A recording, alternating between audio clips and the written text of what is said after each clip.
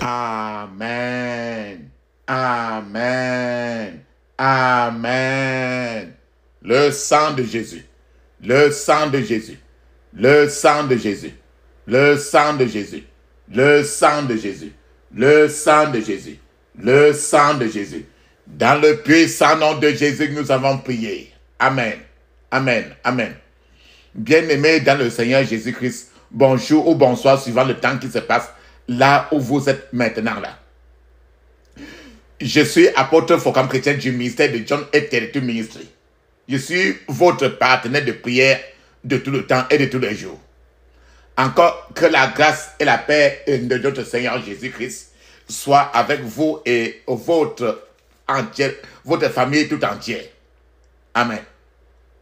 Frères et sœurs, papa, maman, bien-aimés, avant de commencer, je vous inviterai toujours de prendre une cuillère à café d'huile d'onction que vous mettez dans votre bouche. Vous rincez très bien votre bouche. Vous attendez au moins 2 minutes avant de l'avaler. Amen. Et aussi, mettez un peu d'huile d'onction dans votre paume de main. Frottez-la correctement. Frottez votre paume de main, vos 2 paumes de main. Frottez-la suffisamment n'ayez pas pitié de votre paume de main. Frottez-la suffisamment. Frottez jusqu'à ce que votre main soit vraiment très très chaude. Frottez très bien. Frottez-la, n'ayez pas pitié. Frottez très bien vos 2 paumes de main. Frottez aussi votre front. Touchez vos cheveux avec l'huile d'onction. Faites la même chose sur votre nombril. Votre nombril.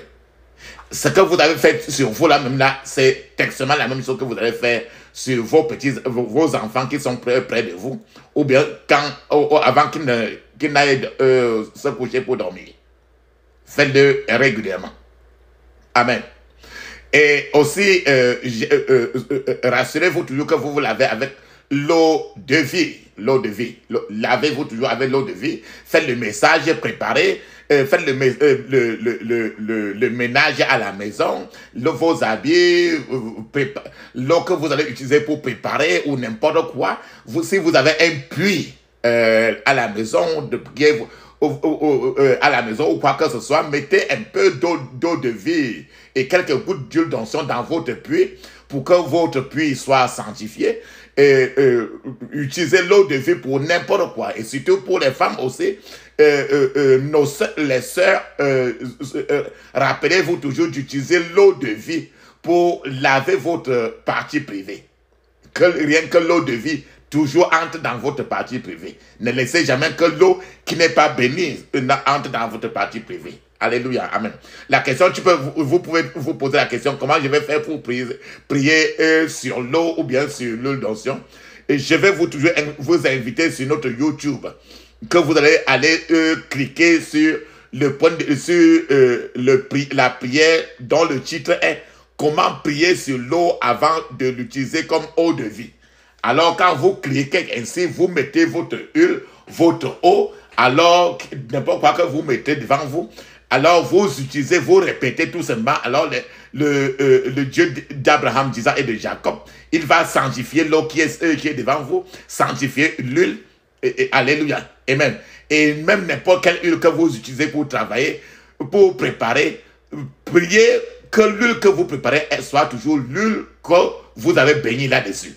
Ce qui fait que il faut que dans votre maison, ce qui entre dans le ventre de qui que ce soit toujours ce qui est déjà sanctifié. L'huile pour préparer, l'eau pour préparer, priez toujours là-dessus pour que le Seigneur sanctifie tout. Alléluia. Amen. Amen. Frères et sœurs, papa, maman, la Bible nous dit très bien dans 1 Thessaloniciens chapitre 5 verset 17, il est écrit priez sans cesse. Priez sans cesse. Dans d'autres versions de la Bible, ce même verset dit ne cessez jamais de prier. Ou dans d'autres versions de la Bible, ce verset encore dit priez à tout moment. En d'autres termes, ne cessez jamais de prier. Priez sans cesse, priez à tout moment. Continuez toujours à prier. Justement, continuez toujours à prier parce que c'est parce qu'il faut continuer à prier que notre thème de prière aujourd'hui, c'est paralyser le réveil de la méchanceté. En d'autres termes, Il y a trop de méchants personnes. Les méchants gens. Les gens qui se transforment en quoi que ce soit pour entrer dans votre vie et vous paralyser ce dernier temps-ci. La terre n'est plus devenue ce que tu crois là. C'est pour ça que la prière aujourd'hui, paralyser le réveil de la méchanceté. Tu te rends compte que c'est un peu comme si les gens sont devenus excessivement méchants.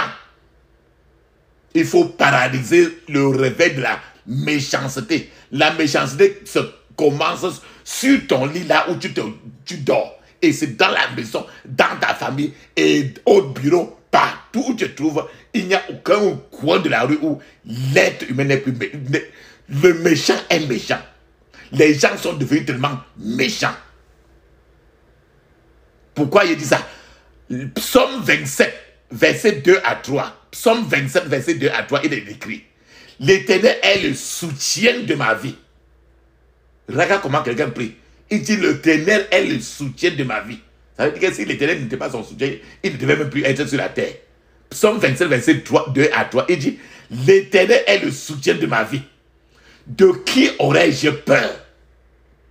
Donc il avait d'abord peur. Il dit: l'Éternel est le soutien de ma vie. De qui aurais-je peur? Quand des méchants, dit que les hommes méchants, hein? Quand des méchants s'avancent contre moi pour dévorer ma chair. On parle des gens qui se transforment en serpents pour entrer dans le corps des gens, pour les manger toute leur vie, pour les faire mourir. Il dit: quand des méchants s'avancent contre moi pour dévorer ma chair. Dévorer, ça veut dire manger ta chair humaine. Ce sont mes persécuteurs et mes ennemis qui chancellent et tombent. La Bible dit qu'il y a les gens, tu peux être dans une vie comme ça, que les gens sont dans ton corps, dans ta vie. Et il dit que ce sont mes persécuteurs, les gens qui te persécutent, tes ennemis, qui vont chanceler et tomber aujourd'hui au nom de Jésus. Au verset 3, il dit encore: si une armée se campait contre moi, donc armée des gens méchants, des gens, les gens, pas qu'un seul. Ils sont pleins et tu es au milieu d'eux. Tu ne sais pas. Chaque jour, vous riez. Tu te réveilles le matin, quand tu as un réveil, c'est toi-même à eux que tu racontes tout. Tu ouvres la bouche, tu fais... Tu parles, tu crois que tu as t'adresser au contraire à tes amis. Pourtant, la Bible dit que si une armée se campait contre moi, c'est que groupée contre toi. Il dit: mon cœur n'aurait aucune crainte. Si une guerre s'élevait contre moi, on dit que les gens sont ensemble, mais ils sont élevés pour te finir. Et le plus souvent tu es avec eux, mais c'est quand tu vas dormir qu'on se lève alors pour venir entrer dans ta vie, pour te rendre maintenant rien du tout. La Bible dit: je serai malgré cela plein de confiance. Le Seigneur est en train de te dire aujourd'hui que dans toutes ces choses-là, tu seras plein de confiance. Tant que toutes ces méchancetés se lèvent, tu seras avec confiance. Le texte que je viens de vous dire là, le psaume 27 de 2 à 3, c'est le texte là que je viens de vous citer comme ça là, que c'est une sœur comme ça. Elle a lu le texte à haute voix. Et quand elle a lu à haute voix et elle s'est appropriée de cela un jour. Quand elle a lu ça, elle a dit que Dieu, que la parole de Dieu s'accomplisse sur moi. Quand elle a lu ça, elle a dit ça comme ça. Elle se préparait à faire un voyage par bus. Elle devait entrer dans un bus pour voyager d'une ville à une autre ville lointaine. Mais la sœur, quand elle lisait ce verset-ci comme ça, elle ne savait pas que pendant qu'elle était en prévoir de voyager ce jour-là, il y a certains méchants, certains puissants dans le domaine spirituel qui avaient préparé que la voiture, le bus qui devait entrer à l'intérieur, il devait utiliser le bus là pour tuer tout le monde. Pas parce qu'on veut tuer tout le monde, mais c'est la sœur elle-même qu'on voulait tuer parmi tous les gens là. On voulait se débarrasser d'elle. Elle ne savait pas que les gens avaient prévu de rendre le conducteur de ce bus sourd-muet afin qu'il n'entende aucun avertissement de la part des passagers de ce bus-là. Alors, ce qui s'est passé, c'est qu'il y avait 50 passagers dans le bus que la sœur est entrée là-dedans. Et elle partait dans une autre ville. C'est comme tu peux prendre un bus pour quitter de la ville de Douala, peut-être pour Yaoundé, de Douala à Bafoussam, ou bien d'une ville à une autre. Alors, s'il y avait 50 passagers dans le bus, et ces pouvoirs-là étaient prêts à tout éliminer, à tuer tout le monde dans le bus-là, juste parce qu'eux, ils s'en visaient la sœur là pour tuer. On voulait tuer tout le bus, pas parce qu'on veut tuer tout le bus, mais c'est la sœur là dans le bus là qu'on voulait à tout prix finir. Nous remercions Dieu pour la sœur, car elle ne sort pas, elle ne sortait plus de ses ailes sans prier. Alors la sœur a prié avec les écritures ici que je viens de citer. Elle a prié, elle a confessé ces deux versets d'écriture là, que je vous ai dit que Psaume 27, verset 2 et le verset 3. Elle a lu ça à haute voix. Maintenant, quand elle est entrée dans le bus pour voyager, le bus a commencé quand le bus a démarré, le chauffeur a commencé à rouler à vitesse. On dit le bus que le chauffeur a seulement porté la voiture pour mettre sur la tête. Le chauffeur on dit le plus souvent que le chauffeur a pris le caillou pour mettre sur l'accélérateur et laisser. Et le chauffeur filait comme ça là.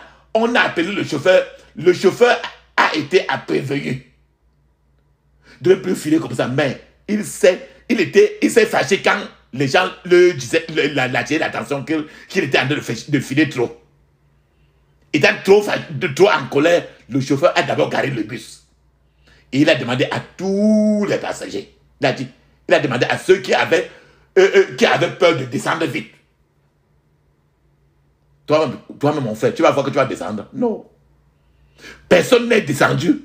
Mais le chauffeur, mais les gens l'ont supplié de ralentir la voiture.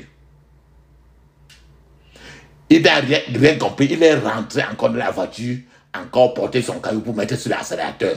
Comme on dit encore, il a porté la voiture pour mettre sur la tête. Il a continué à toute vitesse.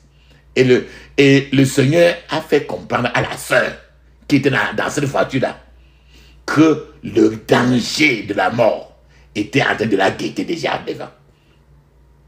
Et c'est à ce niveau-là maintenant là que la sœur a commencé à parler en langue. Elle a commencé à parler en langue. Elle a commencé à ce moment à parler en langue.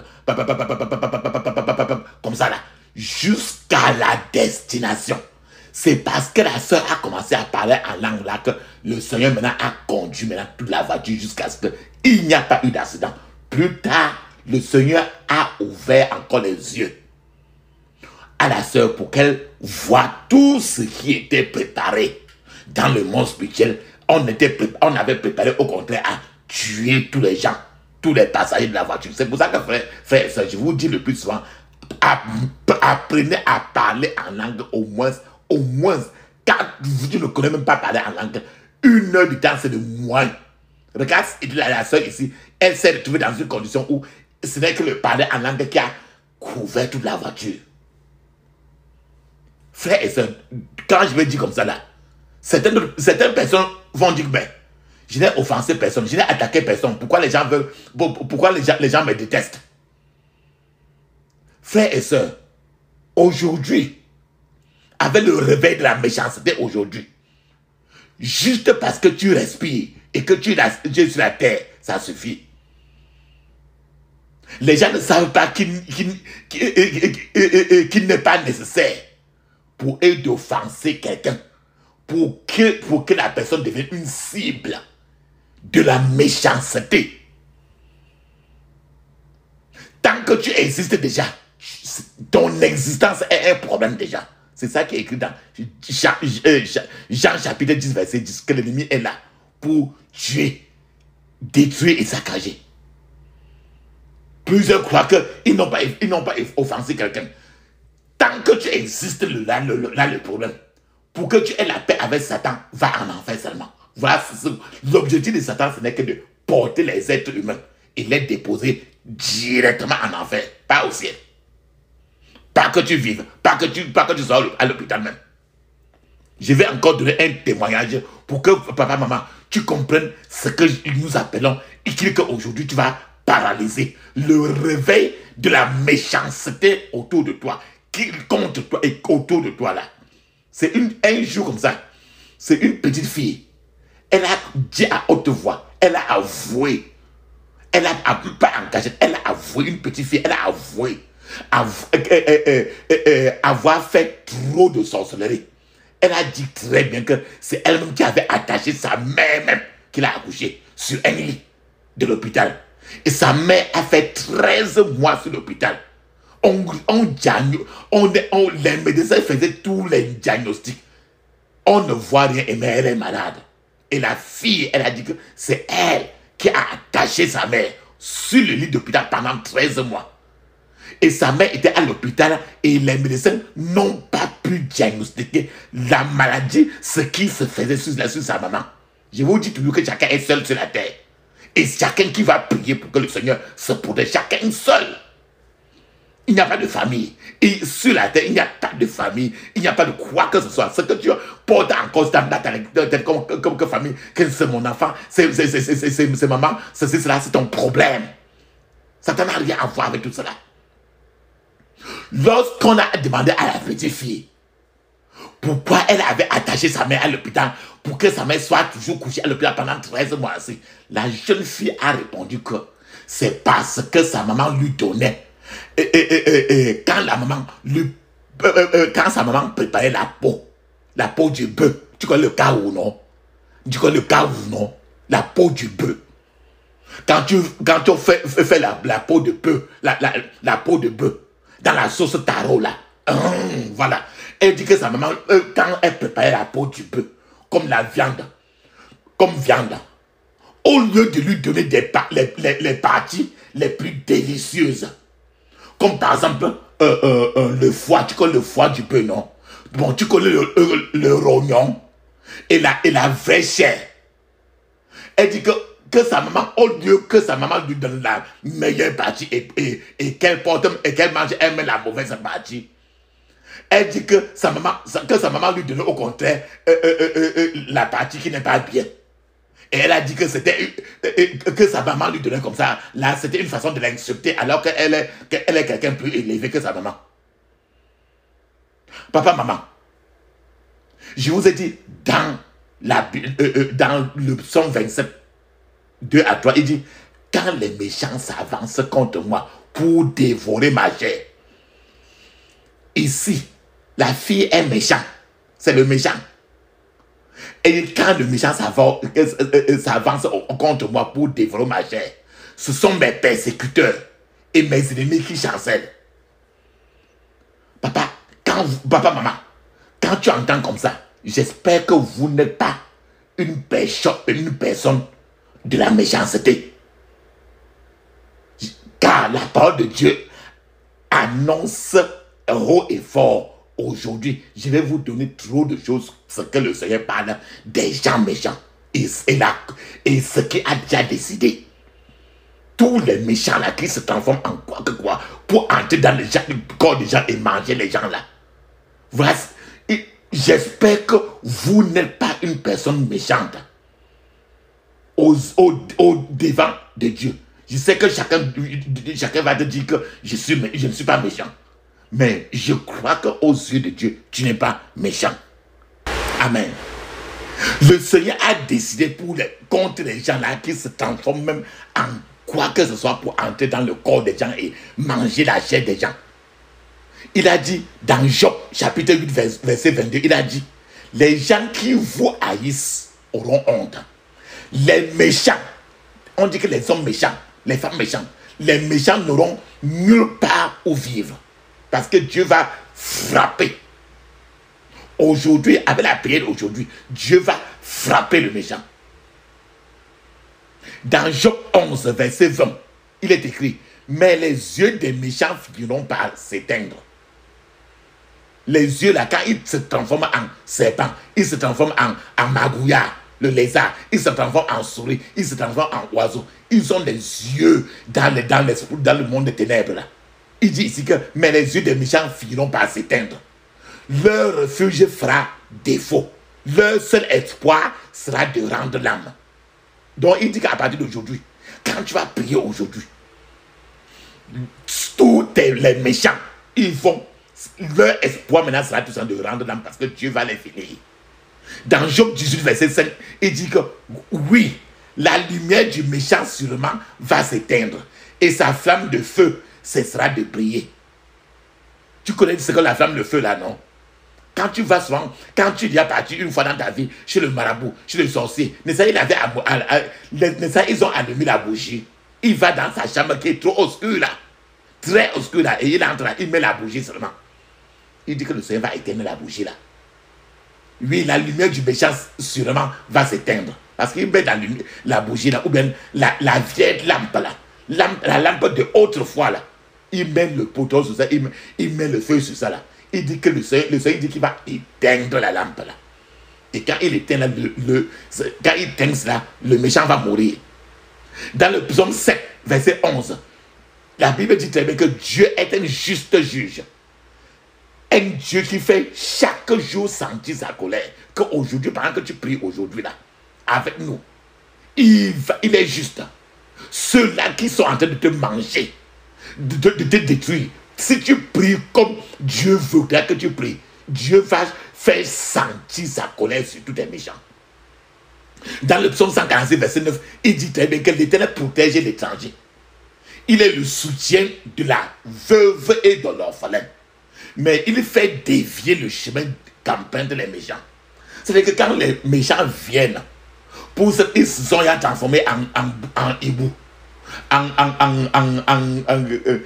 chat, en chien, en chat, en serpent, pour venir entrer dans toi. Il dit que la Bible dit, le Seigneur dit qu'il va dévier leur chemin. Pour que, au lieu de venir entrer en toi, il va tourner jusqu'à ce qu'eux-mêmes, ils vont maintenant entrer dans eux-mêmes pour manger leur propre chair et boire leur propre sang. Il dit encore dans Ésaïe chapitre 3, verset 11, il dit que, mais malheur aux méchants, dont Dieu est en train de maudire les mauvais gens qui sont autour de toi. Oh, j'assume d'abord que toi, tu n'es pas le méchant contre toi-même. J'assume d'abord cela. Et il dit encore dans Isaïe 3, 11, il dit que cela tournera mal pour le méchant. Il lui sera rendu selon ce qu'il a fait. Le Seigneur dit qu'il va rendre à tous les méchants, tous les gens qui te font du mal, qu'il va les rendre selon ce qu'ils ont déjà fait. Que tu ne crois pas qu'ils ont fait comme ça, que c'est fini. Dieu n'a pas encore dit son dernier mot. Il dit qu'aujourd'hui, quand tu vas prier là, il va donner sa dernière décision sur le problème là. Il dit encore dans Isaïe 48, verset 22, il dit très bien qu'il n'y a pas de paix pour les méchants. Les gens qui se transforment en souris, en porc épi, en serpent, en oiseau, en souris, en lézard, en gecko, en n'importe quoi là, en magouillard, en chien, en chat, tous ceux-là qui se transforment en telle chose là, il dit qu'il va décréter qu'il n'aura plus de paix. Ils vont rester toujours là, ils vont toujours souffrir pas de paix. Dans Ésaïe 57, 22, il dit que quand aux méchants, ils seront pareils à la mer, agités, qui ne peut se calmer et dont l'eau soulève la vase et la saleté. Il dit qu'il n'y aura plus jamais de repos. Imagine quelqu'un qui toute sa vie n'a jamais de repos. Il dit que le Seigneur va, pendant que tu vas prier aujourd'hui, c'est ce qu'il va faire sur les méchants. Ceux-là qui se t'envoient en quoi là, pour te faire quoi là. Et j'assume encore, je vous ai dit très bien que vous-même, j'assume d'abord que vous n'êtes pas d'abord méchant. Pour être l'ennemi de votre propre de votre propre personne. La Bible dit, il dit encore dans Jérémie chapitre 30, verset 23, c'est pour que tu comprennes comment Dieu déteste les méchants, les mauvaises personnes, la haine, et il est prêt à, quand tu pries, prier ça veut dire que tu demandes que Dieu, je veux l'aide, je veux que tu comprennes ce qu'il va faire. Il y a des gens, il y a trop de méchants même que tu ne connais pas et que tu te lèves le matin, que tu chaque fois même sur ton lit, tu les embrasses même. Tu as même leur photo et que tu les embrasses par la photo. Dans Isaïe chapitre, dans Jérémie chapitre 30, verset 23, la Bible dit que voici que la tempête de l'Éternel se lève. Il dit la tempête de l'Éternel. Voici que la tempête de l'Éternel se lève. Sa fureur se déchaîne. L'orage tourbillonne. Il se déverse sur la tête de ceux qui font le mal.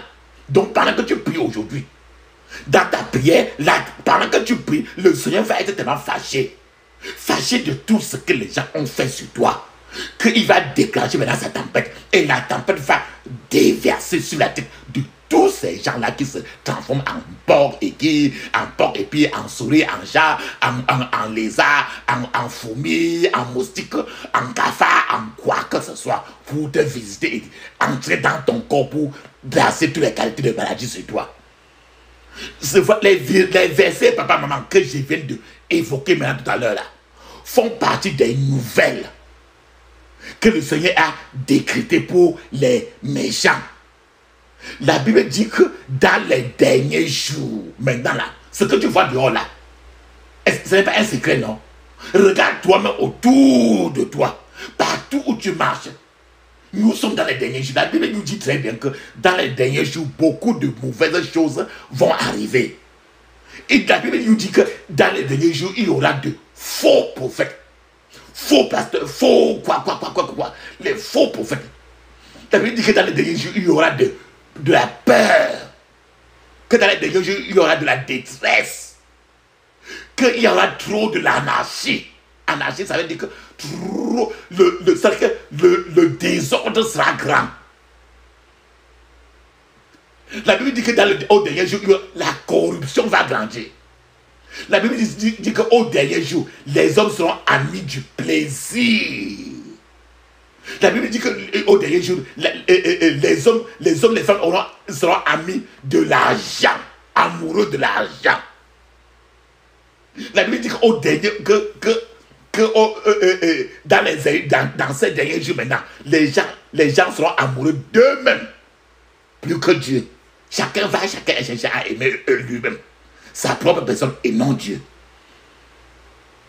Frères et sœurs, un autre signe est que la méchanceté dans ce dernier temps-ci n'est qu'en train de s'aggraver partout. C'est un peu comme si tous les gens sont devenus excessivement méchants. La méchanceté est en train d'atteindre un niveau très élevé. La Bible est en train de nous dire que dans ce dernier temps-ci, il y aura un réveil satanique dans le monde de l'esprit. La Bible nous dit très bien que le diable aujourd'hui, dans ces derniers temps-ci maintenant, est en train de lancer sa dernière attaque à la recherche à laquelle nous assistons actuellement. C'est ça que tu vois autour de toi là. En réalité, je veux au contraire te dire que il y a maintenant la méchanceté est partout. Frères et sœurs, dis-moi une place où la méchanceté n'est pas la fondation maintenant là. Partout où tu vas, tu te tournes à gauche, à droite, devant, derrière. La méchanceté n'a qu'envahi toute la terre.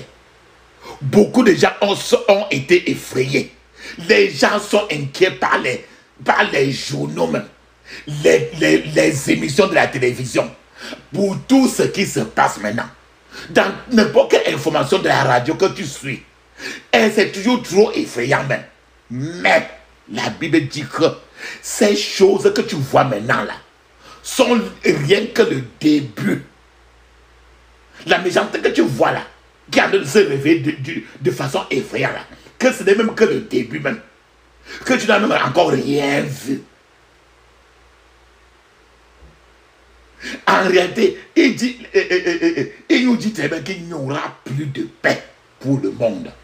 Le monde que tu vois là, n'importe quoi que tu aimes dans le monde là, il dit très bien qu'il n'y aura plus de paix pour le monde. jusqu'à ce que Jésus vienne encore pour reprendre son ciel et sa terre pour régner. C'est-à-dire que ceux qui auront la paix dans ce dernier temps-ci maintenant, ceux qui auront la paix maintenant sont ceux qui ont donné leur vie à Jésus-Christ. C'est ceux-là à qui Jésus a donné la paix intérieure. Je ne dis pas extérieure.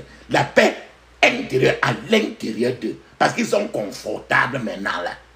Parce qu'ils sont dans la prière 24 heures sur 24.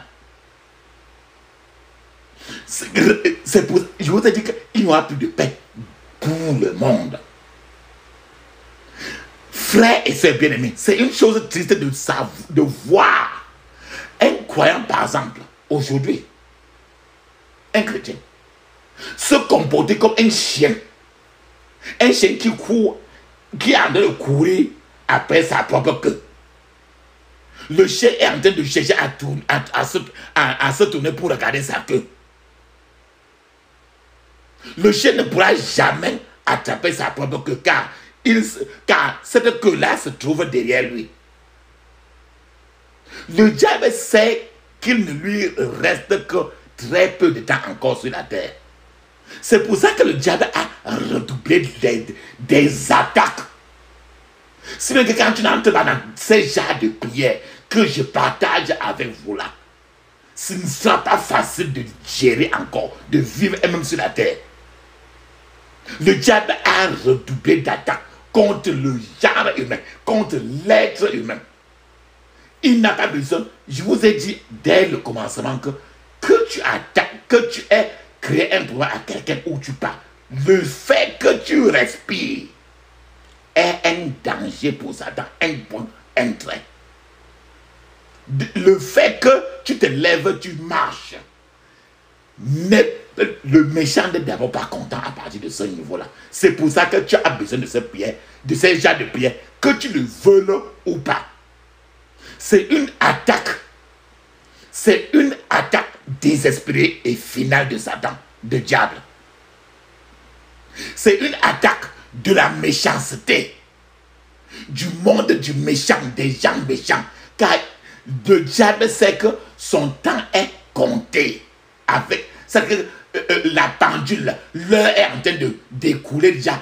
La pendule est en train de sonner déjà que tant, le temps est en train de finir.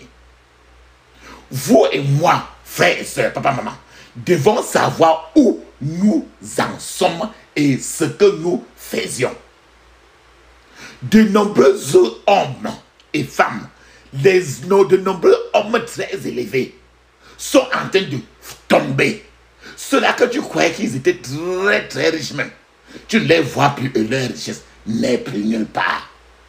Ils ne sont que devenus l'ombre de eux-mêmes. Beaucoup reçoivent les balles spirituelles du diable. Et ces balles, quand ça entre dans ton corps, ça devient des qualités de maladie. La Bible ne nous a pas laissés dans les ténèbres. Dieu ne nous a pas abandonnés. Il nous a averti seulement à partir de Apocalypse 12, verset 12. Il a dit, c'est pourquoi réjouis-toi ciel. Et vous qui habitez le ciel. Mais malheur à vous, habitants de la terre et de la mer, car le diable est descendu vers vous, animé d'une grande colère, sachant qu'il lui reste peu de temps. Donc Dieu ne nous a pas laissé sans nous dire. Il nous a dit dans Apocalypse 12, 12. Est-ce que c'est vraiment ça qu'il a dit? Il ne s'est pas arrêté dans Apocalypse 12, verset 12. Il a continué encore pour nous rappeler encore dans 1 Timothée 4, 1. Il dit, cependant, l'Esprit déclare clairement que dans les derniers temps, plusieurs se détourneront de la foi parce qu'ils s'attacheront à des esprits trompeurs et à des enseignements inspirés par des démons.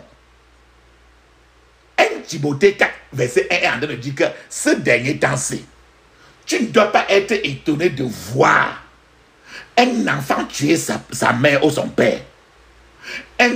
Une maman tuer son enfant ou tous ses enfants. Que tu ne dois pas être étonné de voir une maman dont le mari maintenant c'est son enfant garçon. Que ce dernier temps, si tu dois plus être étonné de voir un homme dont sa femme c'est son enfant qui est fille. Que tu ne dois plus être étonné de voir quelqu'un qui était vraiment avec Dieu maintenant, qui sert Satan maintenant, de diable maintenant à plein temps. Que plusieurs gens, au lieu de regarder à la Bible, dans ce dernier temps-ci maintenant, sont plus intéressés à tout ce qui est du monde du diable. C'est ça qu'on appelle les enseignements inspirés par des démons. Ça veut dire que des enseignements qui cherchent à tout prix à dévier l'être humain. Frères et sœurs, papa, maman, dans le domaine spirituel, dans le monde spirituel, le diable lance une grande attaque désespérée et méchante. Nous devons être sérieux dans ce que nous faisons et le faire de manière militante. La lecture de la Bible et la prière doivent être faites de manière militante à raison de la guerre à laquelle nous sommes confrontés. Que tu le dises, que tu le veuilles ou pas, en cette fin de temps. En cette fin de temps, tu as besoin rien que de la prière et de la lecture de la Bible pour être un soldat. Sinon, il n'y a rien à choisir.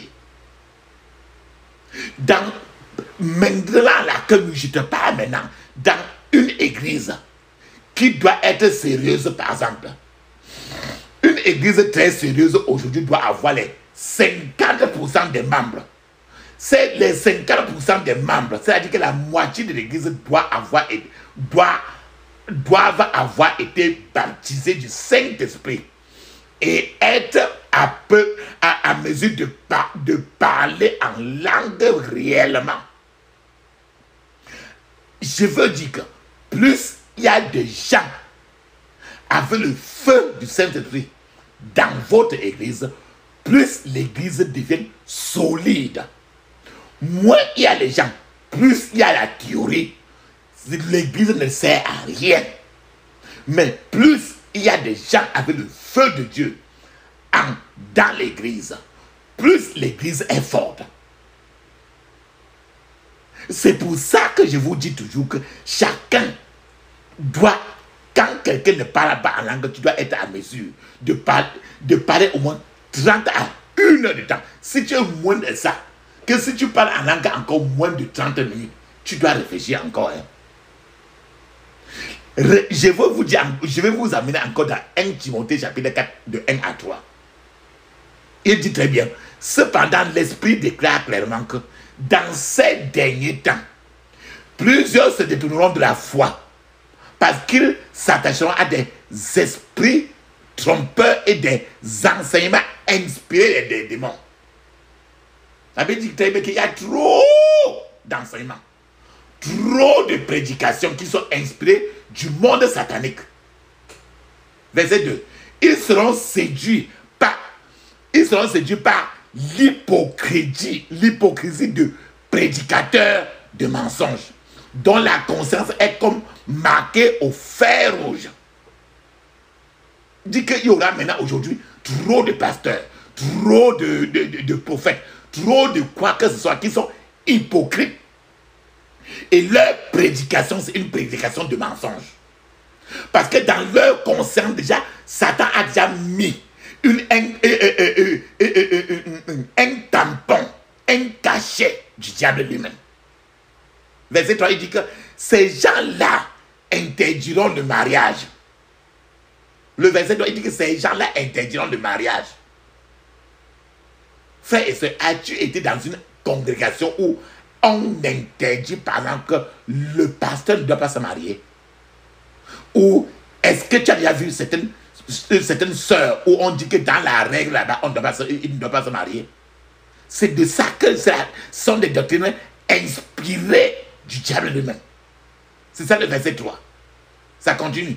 Et exigeront que l'on s'abstienne de certains aliments. Dans certains lieux-là, on te dit que tu ne dois pas faire comme ça. Tu ne dois pas faire comme ça. Alors que Dieu a créé toutes choses pour que les croyants, ceux qui connaissent la vérité, en jouissent avec reconnaissance. Alléluia. Je vais vous inviter encore dans 2 Thessaloniciens chapitre 2 verset 7. Il est écrit, car le mystère d'iniquité se forme déjà. Écoutez bien, le mystère mystérieux, le mystère du péché, le mystère d'iniquité est en train de se former déjà aujourd'hui. Il faut seulement que celui qui lui fait obstacle présentement soit détruit.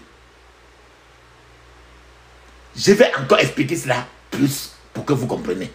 La raison pour laquelle le mal est toujours réprimé même jusqu'alors, c'est-à-dire que la méchanceté est partout.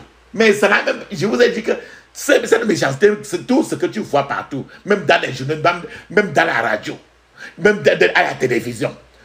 Le niveau du mal que tu entends et que tu vois partout là, ce n'est qu'un début même.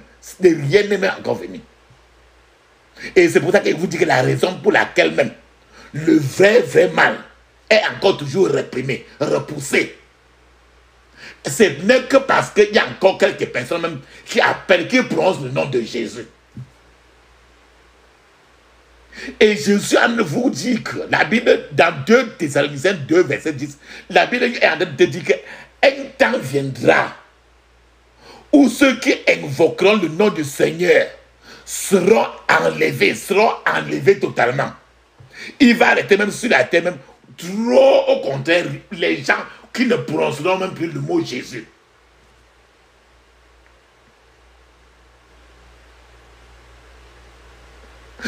Ils seront enlevés. Et alors, il n'y aura plus personne pour invoquer, prononcer même le nom du Seigneur Jésus. Et tant que le nom du Seigneur Jésus en ce moment-là ne sera plus prononcé, alors le mal même ne sera plus poussé. Ce qui fait que maintenant le mal va envahir partout.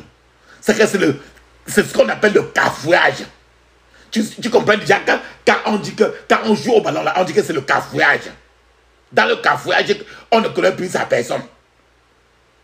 Donc en ce moment-là, le mal aura totalement pris place. Totalement pris place. Il y aura alors en ce moment-là un déchaînement des forces des ténèbres. Le mal même que tu vois là, aujourd'hui, ce que tu vois là n'est même rien. Dieu, il y aura un déchaînement des forces des ténèbres. Il y aura un déchaînement d'une puissance sans précédent sur l'homme. C'est-à-dire que la haine de l'être humain. Tu dis qu'aujourd'hui, certaines personnes mangent la chair humaine. Aujourd'hui, même on ne mange même pas encore. En ce moment-là, c'est qu'il y aura un déchaînement d'une certaine puissance sans précédent sur l'être humain. C'est ce que nous appelons la grande tribulation. Rappelle-toi très bien que le titre de notre prière aujourd'hui, c'est paralyser le réveil de la méchanceté. Donc c'est encore en train de commencer même seulement. Tout ce que tu vois autour là, il n'y a même encore rien. C'est parce qu'encore, il y a certains gens qui disent au nom de Jésus, Amen. Il reste tranquille. Le seul fait de prononcer une seule fois là. Or, l'ennemi est en train d'occuper les gens à courir au côté, à côté de l'argent. À courir au côté dans n'importe quel domaine. Pour que leur vie spirituelle soit au contraire dans l'eau. Pour que l'ennemi maintenant passe par là maintenant. Pour éradiquer la terre. Je vais vous inviter encore dans 1 Thessaloniciens chapitre 4 verset 17. 1 Thessaloniciens chapitre 4 17, il est écrit. Ensuite, nous qui serons restés en vie, et à ce moment-là, nous serons enlevés ensemble avec eux dans les nuées pour rencontrer le Seigneur dans les airs. Ainsi, nous serons pour toujours avec le Seigneur. Tu as bien compris ceci. C'est seulement le bon. C'est seulement bon, frères et sœurs. Ce que je dis que la grande tribulation là, qui est en train de veiller là, c'est encore mieux que tu sois en train d'entendre seulement ce que je dis là maintenant. Ne souhaitez pas du tout d'en faire face, de faire l'expérience de ça. Ne souhaitez pas que ce temps-là arrive quand vous êtes là. Prévoyez seulement d'être enlevé avec Jésus-Christ. Comme je vous ai donné le verset de 1 Thessaloniciens 4, 17. Il dit très bien que nous serons enlevés ensemble avec eux. Parce que le Seigneur Jésus va venir enlever ses propres enfants. Avant de laisser le tchapia. Tu connais le tchapia, non? C'est le cafouillage. L'enlèvement, c'est que quand il va enlever ses propres enfants, il va laisser maintenant le cafouillage. Donc le advienne que pourra. C'est ce qui est dit dans les 1 Thessaloniciens 4. C'est pour ça qu'il dit que c'est mieux encore que vous écoutez seulement ce qu'il dit là maintenant là. Que personne ne souhaite même jamais vivre ce temps-là. Même avec l'appel du nom de Jésus. Il y a de la méchanceté partout aujourd'hui. C'est que partout là, on appelle Jésus et il y a encore de la méchanceté. Il y a des attaques sataniques partout dont on ne peut pas parler. Quand son nom n'est pas... Maintenant, quand son nom ne sera plus appelé, ça veut dire que quand son nom ne sera plus appelé, Jésus même ne sera plus là. C'est le cafouillage, c'est le tchapia là. C'est le cafouillage. C'est le advient que pourra. C'est-à-dire que je te tue, tu me tues. Et une autre personne va te tuer encore. Le verset qu'il vient de vous dire là, 2 Thessaloniciens chapitre 2 verset 7, dit que le mystère de l'iniquité qui doit détruire est déjà à l'œuvre. Mais l'Église le garde toujours. 2 Thessaloniciens chapitre 2 verset 8 à 10, je vais vous parler encore de ça. Pour qu'alors soit révélé l'homme de la révolte. Le Seigneur Jésus le fera périr par le souffle de sa bouche et le réduira à l'impuissance au moment même de sa venue. La venue de cet homme ne sera grâce à la puissance de Satan, avec toutes sortes d'actes extraordinaires, de signes impressionnants et de prodiges trompeurs. Il usera de toutes les formes du mal. Il dit de toutes les formes du mal. Aujourd'hui, tu n'as même pas encore vu la méchanceté. Il usera de toutes les formes du mal pour tromper ceux qui se perdent parce qu'ils sont restés fermés à l'amour de la vérité, qui les aurait sauvés. Je vais vous parler encore de 2 Timothée chapitre 3, verset 13.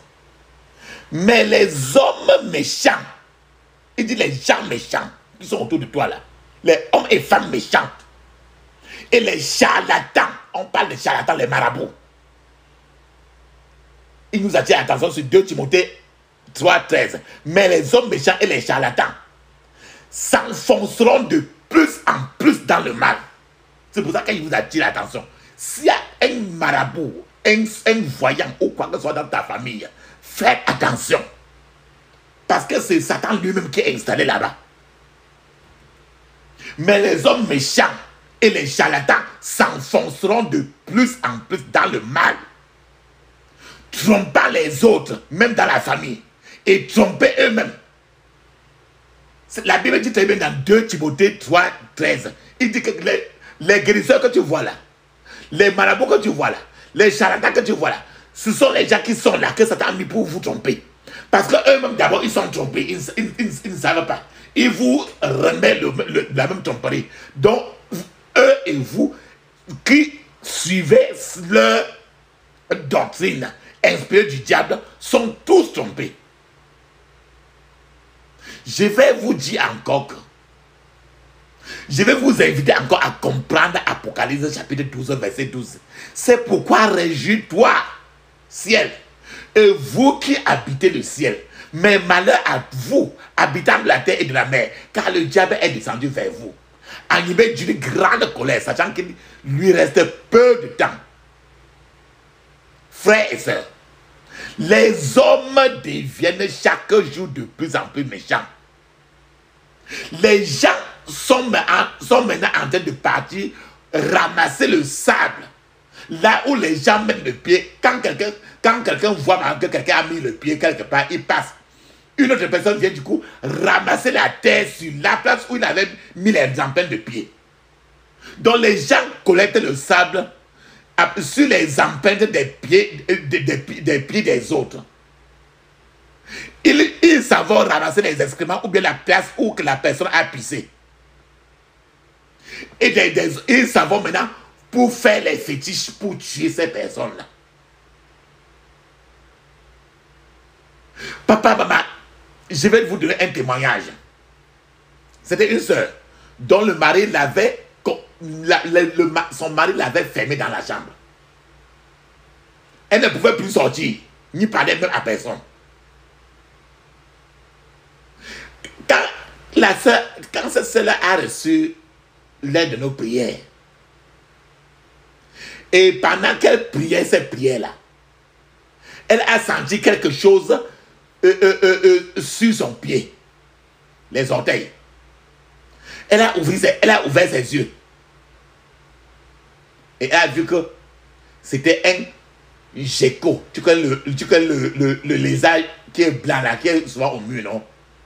Le gecko, le lézard blanc là, qui est comme on dit que c'est le lézard qui est comme le guinguerou là.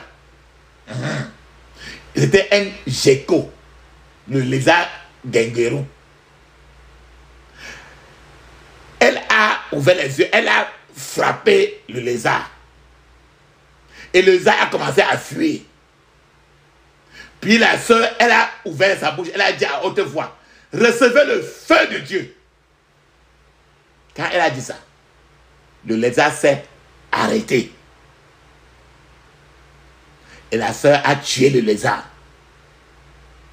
À partir de ce jour, les choses dans le foyer de la sœur ont changé dans la maison. Et l'amour entre son mari et elle a grandi. Alors, à partir de ce jour-là, de jour en jour. Frère et frère, je vais te poser une question clairement. Qui aurait soupçonné que les épreuves que la sœur traversait avaient quelque chose à voir avec un lézard guinguerou qui est au mur là? Le lézard guinguerou qui vivait toujours au mur, c'est quelqu'un comme ça qui s'est transformé en guinguerou et qui était là pour finir le foyer là. C'est ça qu'on appelle la méchanceté d'un niveau supérieur. Les gens sont devenus méchants. La sœur Ediane souffrit comme ça à cause de quelqu'un qui s'est transformé en lézard guinguerou. Le lézard qui est blanc là, qu'est-ce que tu vois souvent au mur là?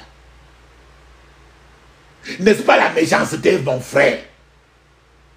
Je vous ai dit que tant que tu existes, tu n'as pas besoin d'attaquer quelqu'un. Tant que tu respires, tu es déjà la cible. C'est comme ça. C'est Jean chapitre 10, verset 10. Satan déteste l'être humain dans toute sa moelle épinière. Je suis en train de vous dire qu'il y a des gens qui envoient les serpents, envoient les scorpions pour entrer dans le corps des gens. Dans le corps des gens. Ça veut dire que le serpent entre dans le corps de la personne. Certaines personnes vont ramasser. Certains gens collectent et boivent le sang des autres. Les êtres humains comme toi et moi, ils prennent le sang des autres personnes pour boire et rester tranquilles. Ils mangent la chair des autres, des êtres humains. Et non la viande de bœuf. Et non la viande de la poule. Il y a des gens qui ont donné leur sang. Trop de gens aujourd'hui même ont même donné leur sang.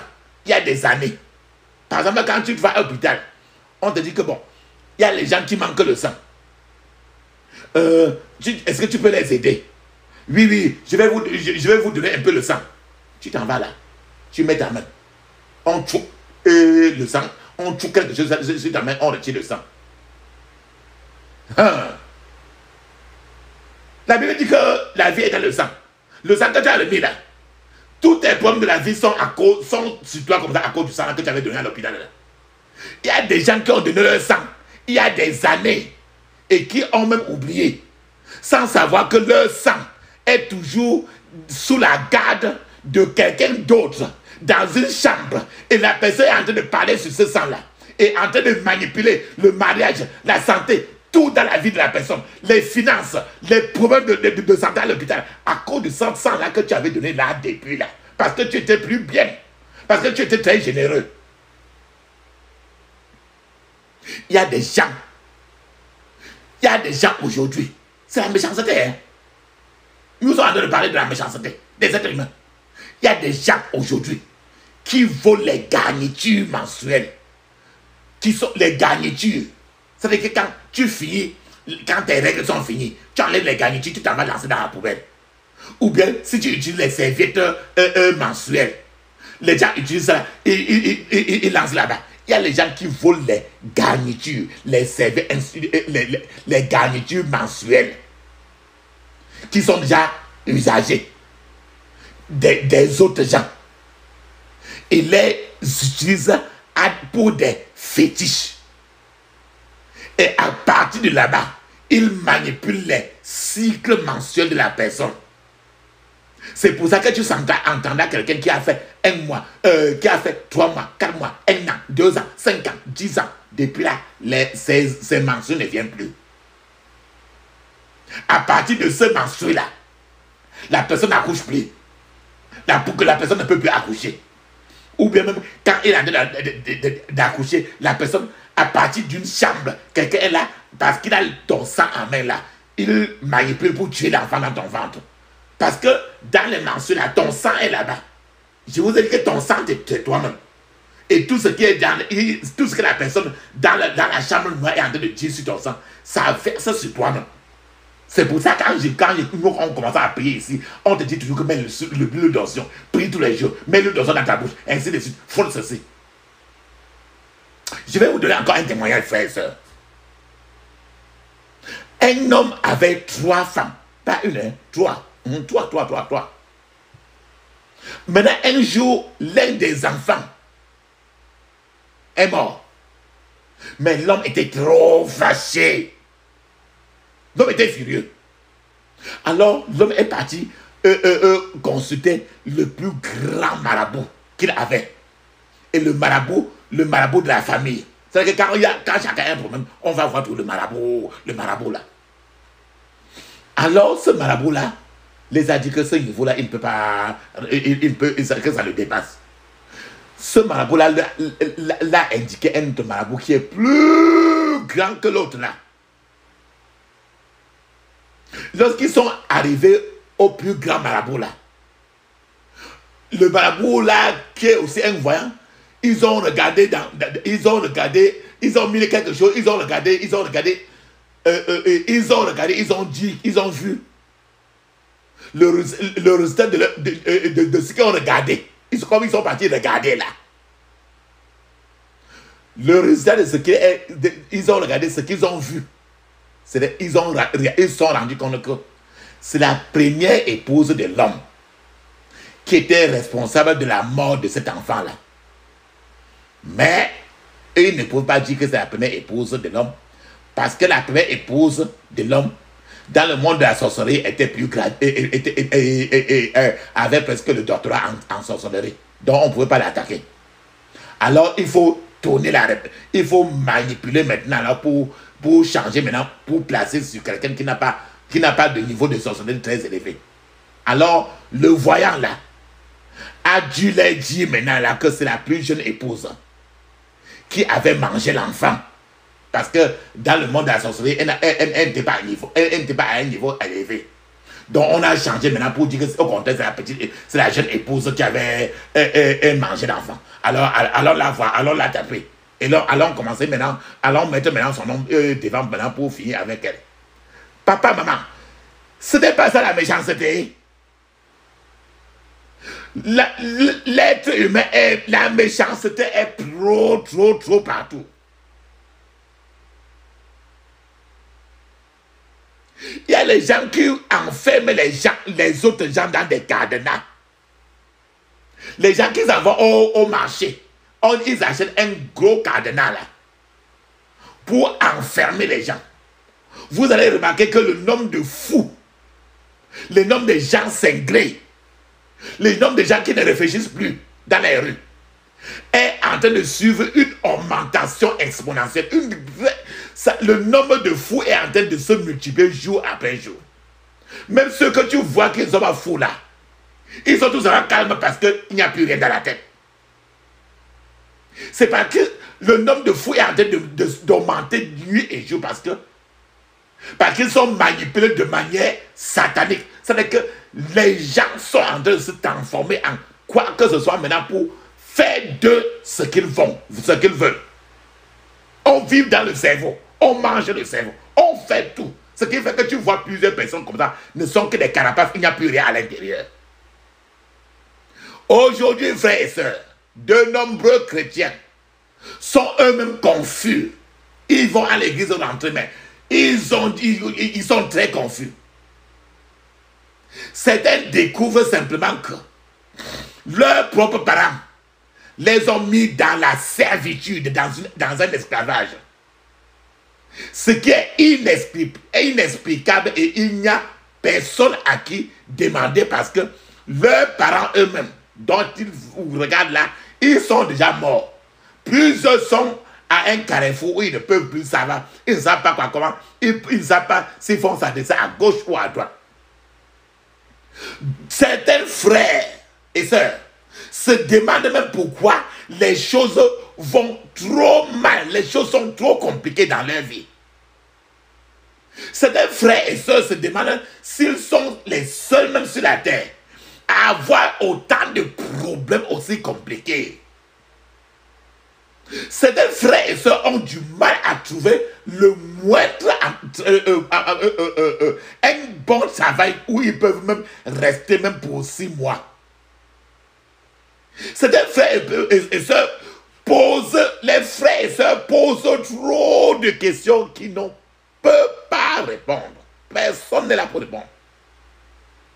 C'est tout ceci, c'est parce qu'il y a un réveil élevé de la méchanceté partout. Tout le monde, les gens ne savent plus s'il faut avancer ou reculer, s'il faut aller à gauche ou à droite. Papa, maman, aujourd'hui, vous devez les confronter en utilisant le réveil spirituel de Dieu en vous. Dieu attend de nous en tant que chrétiens de meilleures choses que nous soyons de meilleures choses que nous ne le faisons même actuellement. Ce que tu as de faire aujourd'hui comme chrétien là, ce n'est même pas le niveau là que le Seigneur est en train d'attendre de toi. Malheureusement, beaucoup de frères et sœurs reculent du jour à la nuit. Beaucoup sont instables. Beaucoup de frères et sœurs sont trop tièdes. Tu vas dire que tiède, ça veut dire que quoi? Attends, je vais expliquer le mot tiède. C'est dans Apocalypse chapitre 3, verset 15 à 16. Voilà ce que le Seigneur Jésus dit dans ce verset. Je connais ta conduite et je sais que tu n'es ni froid ni brouillard. Ah. Si seulement tu étais froid ou bouillant. Mais puisque tu es tiède, puisque tu n'es ni froid ni bouillant, je vais te vomir de ma bouche. Quelqu'un qui est tiède, c'est quelqu'un qui n'est ni froid ni bouillant. Et les gens tièdes, c'est ce que Dieu hait beaucoup. Il dit que je vais te vomir de ma bouche. C'est-à-dire que je vais te rejeter. Il préfère quelqu'un qui est chaud pour le Seigneur, bouillant. Ou bien tu avais le diable. Mais ceux-là qui jonglent, non, Dieu n'aime pas. En ce qui concerne la foi, Dieu est toujours aussi démodé. Personne n'a jamais dit que Dieu est à la mode. Jamais. C'est pour ça qu'il est appelé ancien des âges. Dieu ne peut pas changer. Ses normes, les exigences de notre Dieu n'ont pas changé. Et ne peuvent pas non plus changer. Dieu dit toujours ce qu'il a toujours dit. Le même Dieu des années antérieures. Depuis le jardin d'Éden jusqu'à ce que je te parle maintenant, il est resté le même. Il ne peut pas changer. Et lui-même, il ne veut pas changer. Frères et sœurs, papa, maman, pensez à ces choses, bien-aimés. Pensez-y profondément. Regarde autour de toi, tu es dans quel pays maintenant là? Il y a tellement d'églises, par exemple dans ton pays, même au Cameroun. Mais il y a tellement de corruption dans le pays. Trop d'églises, mais trop de corruption. Pourtant, ça devait être le contraire. Pourquoi cela? Arrêtez, frères et sœurs. C'est ce que je dis à vous dire. Dieu recherche de vrais chrétiens.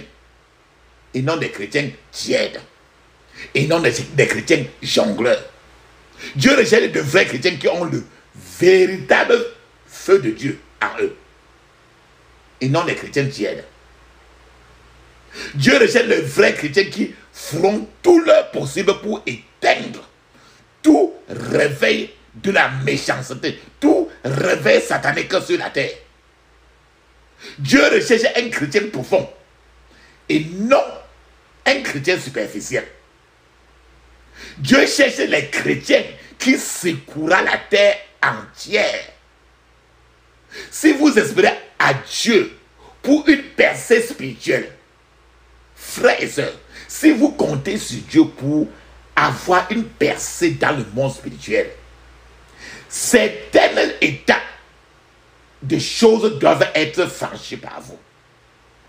Ces étapes vont maintenant vous ouvrir au canal du Saint-Esprit lui-même, afin que Dieu puisse vous utiliser et que son réveil commence d'abord dans votre vie. En réalité, le diable veut que les noms des chrétiens figurent sur la liste de ceux-là qui seront des victimes spirituelles de la guerre. Par conséquent, en tant que chrétiens, nous devrions permettre au diable et son royaume de ressentir la frappe du feu de Dieu. C'est pour ça que la Bible nous dit dans Jean chapitre 8, verset 32. Et vous connaîtrez la vérité et la vérité vous affranchira. Si vous ne connaissez pas la vérité, vous serez encore en esclavage dans la servitude. Si vous connaissez la vérité, mais ne l'appliquez pas, vous resterez encore jusque-là toujours en esclavage. Aujourd'hui, frères et sœurs, vous devez jeter des pierres sur le front de votre Goliath. Paralysez votre Goliath spirituel, vous devez le paralyser pendant que cette année est en train de toucher déjà à sa fin. Vous serez quelqu'un qui portera la puissance de Dieu.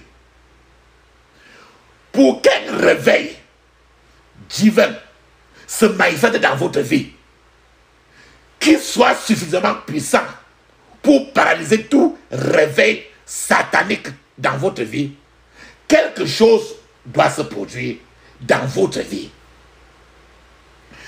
Il doit y avoir un sacrifice dans votre vie. Certaines choses doivent disparaître de votre vie. Certaines choses doivent disparaître de votre vie. C'est pour ça que Jésus nous a parlé dans Luc chapitre 14. Il dit, celui qui veut être mon disciple doit se régner un. Porter sa croix chaque jour, 2. Me suivre, 3. Voilà les 3 sacrifices. Cela signifie qu'il y a certaines choses que vous devez abandonner. Même si c'est même votre vrai droit. C'est-à-dire que c'est l'humilité. Descendre pour qu'il grandisse. Vous ne descendez pas, il doit grandir dans votre vie. Cela signifie que vous prononcerez vous devez renoncer à votre désir, à votre propre volonté et embrasser la volonté de Dieu. Aussi désagréable que cette volonté de Dieu soit-il à vos yeux. Renoncez à vos désirs, à votre volonté, mais embrassez et attraper totalement la volonté de Dieu. Et généralement, la volonté de Dieu, c'est le contraire de ce que l'être humain aime. Papa, maman, faites une pause. Je vais vous prier pour vous. Maintenant, que tout feu satanique préparé contre ta vie soit éteint maintenant au nom de Jésus. Je prie encore pour vous. Et je paralyse tout embarras satanique dans votre vie au nom de Jésus. Frères et sœurs, je vais vous dire toujours encore que une fois que Dieu a prononcé une déclaration, il a dit quelque chose. Aucune puissance, aucune force ne peut le contrer. Aucun marabout, aucun charlatan, il n'y a personne. Dieu dit qu'il exalte sa parole au-dessus de son nom. Donc son mot, ce qui sort de la bouche de Dieu est au-dessus de n'importe quoi. Peut-être que les pouvoirs de la sorcellerie de maison ont posé leurs mains maléfiques, leurs mains de méchanceté sur tout ou une partie de votre vie. Vous ne devez pas vous inquiéter, car la parole de Dieu dit clairement qu'il n'y a pas de paix pour les méchants. Peut-être qu'ils vous poursuivent depuis votre naissance. Peut-être que depuis que vous êtes né, les méchants sont toujours derrière vous. Peut-être que vous êtes même devenu même déjà l'ombre de vous-même. Rappelez-vous très bien que la parole de Dieu est toujours sûre. Quand il prononce quelque chose, rien ne change. Vous pourriez même être la cause de votre propre problème. Des voleurs spirituels à main armée peuvent avoir tout volé de vous.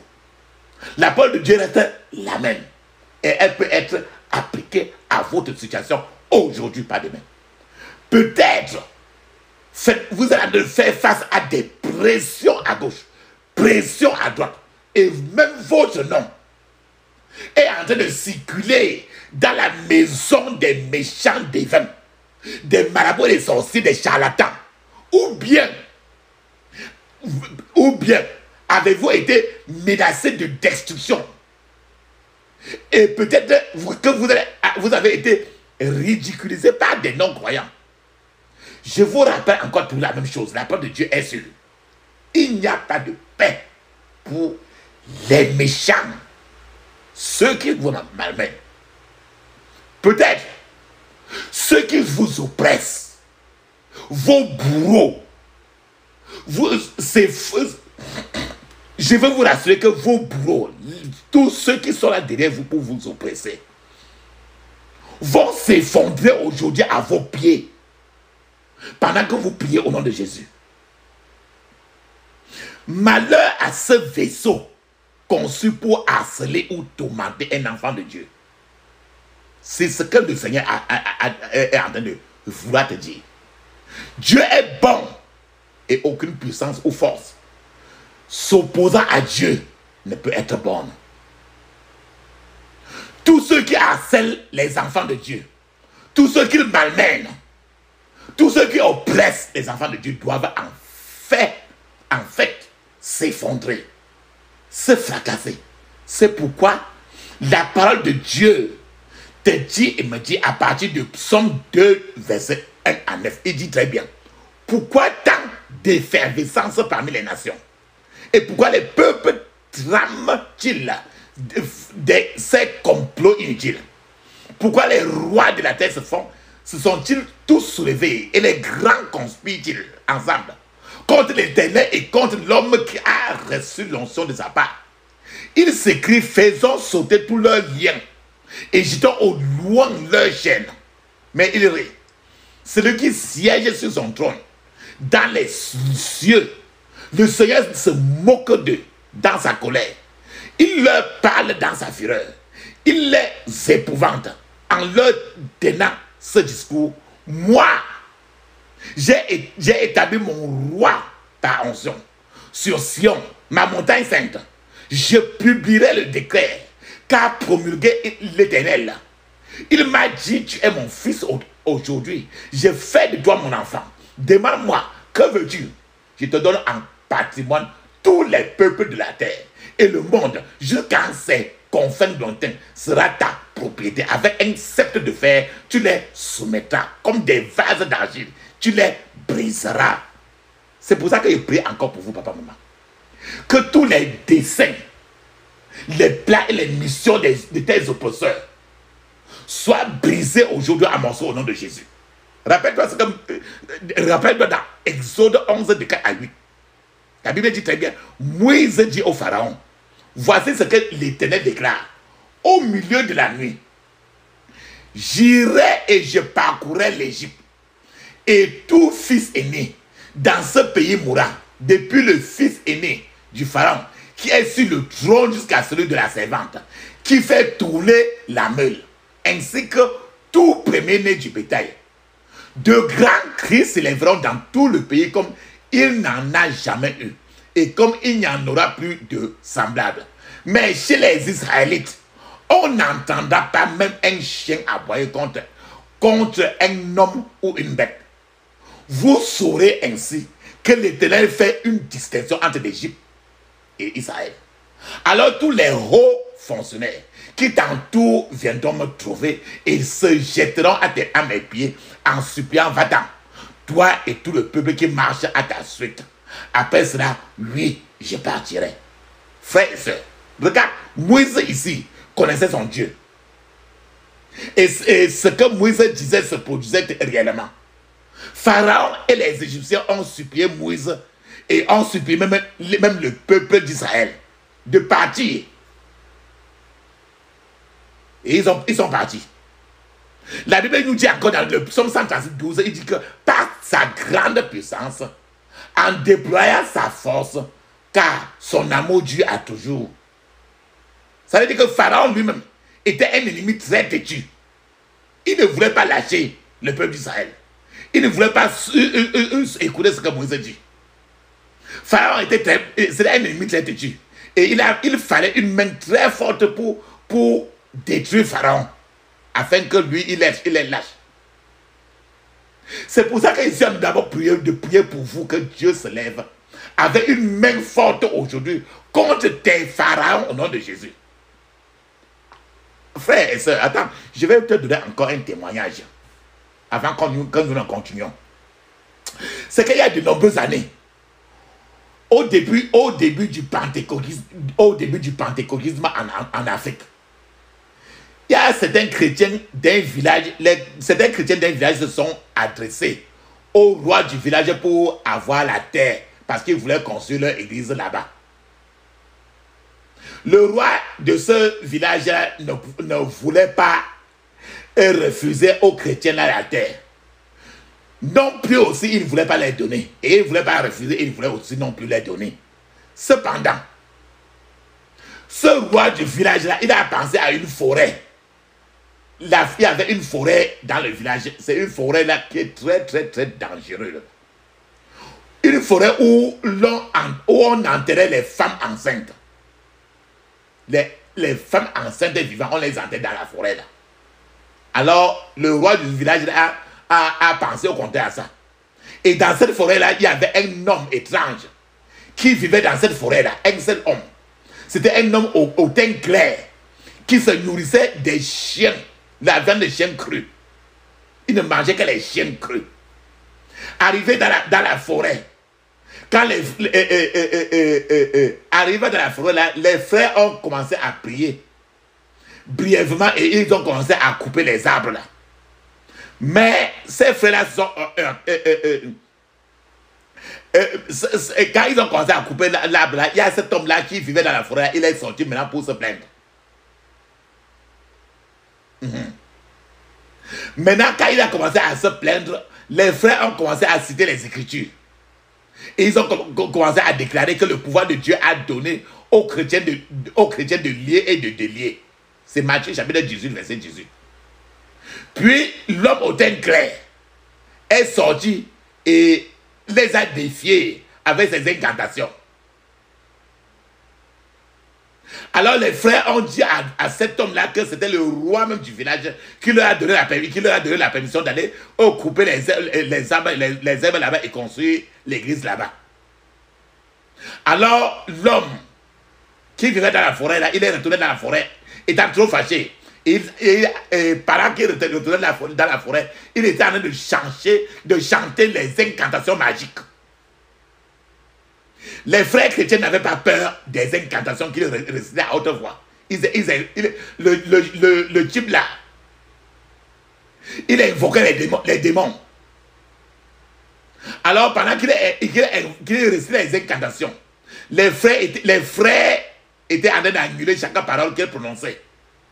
Et étaient en train de répéter que chaque parole que le type là sortait, les frères annulaient et retournaient cela à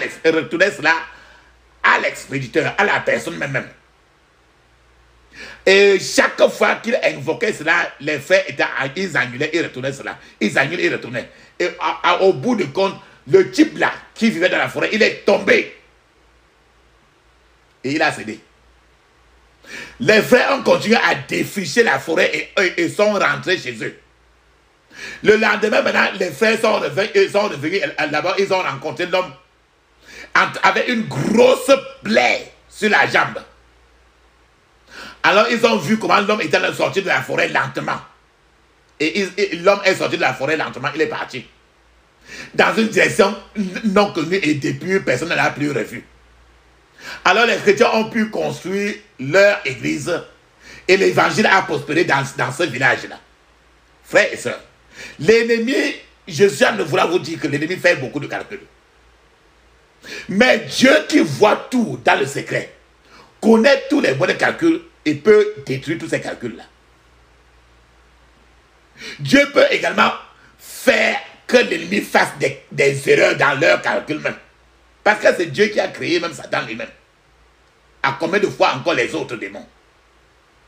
Dieu peut faire que l'ennemi fasse des erreurs même dans ses calculs. Et les faire tomber dans leur propre filet, dans leur propre piège. La Bible nous dira, la Bible nous répète encore, papa, maman, dans Isaïe 57, verset 21. Il n'y a pas de paix pour les méchants. Tous ceux qui sont en train de cacher, en train de faire du mal, il n'y a pas de paix pour les méchants. Isaïe 57, 21. En réalité, de nombreuses personnes ont connu leur délivrance à plusieurs reprises. Trop de gens ont fait la prière, ils ont été délivrés, après ça revient encore. Ils se délivrent, ça revient encore. Et puis, plusieurs personnes ont fait leur délivrance à plusieurs reprises, mais leur problème a toujours persisté. Le fait que ce problème-là persiste, c'est parce qu'il y a toujours un pouvoir derrière tout cela qu'ils n'ont pas affronté. C'est ça que nous appelons l'homme fort. Aujourd'hui, papa, maman, je décrète qu'il y a une puissance têtue derrière un problème dans votre vie. Elle sera détruite au nom de Jésus. C'est une puissance têtue. Amen.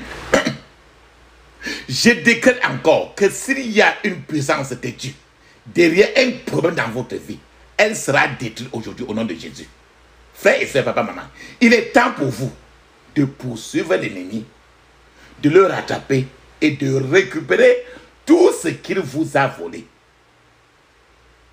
La Bible nous dit très bien, dans Ésaïe chapitre 3, verset 11, il dit, malheur à l'oppresseur, malheur aux méchants. À ce niveau, frères et sœurs, papa, maman, je voudrais lancer un avertissement. Si vous voulez gagner, vous ne pouvez pas continuer à prononcer des déclarations négatives de votre bouche. Vous ne pouvez pas être gagnant lorsque vous utilisez encore des tactiques sataniques contre le diable. Ni quand vous abandonnez la guerre, ni quand vous vous asseyez et vous vous morfondez et vous vous lamentez. Il est possible que l'ennemi vous ait trompé, battu toute cette année. Aujourd'hui, il y aura un changement alors que vous arrivez à la réalité de la parole de Dieu. dans votre texte, dans notre texte d'ouverture que j'ai prononcé à vous, le psaume 27 de 2 à 3. La parole de Dieu est sûre et il n'y a pas de paix pour les méchants. L'ennemi qui vient contre vous trébuchera et tombera aujourd'hui au nom de Jésus. Vous devez crier à Dieu pour une victoire complète. Et vous devez ordonner aux forces opposées de s'opposer entre eux et de se détruire entre eux au nom de Jésus. Je vais vous donner encore un témoignage. Ne dites pas qu'ils sont en train de vous donner trop de témoignages.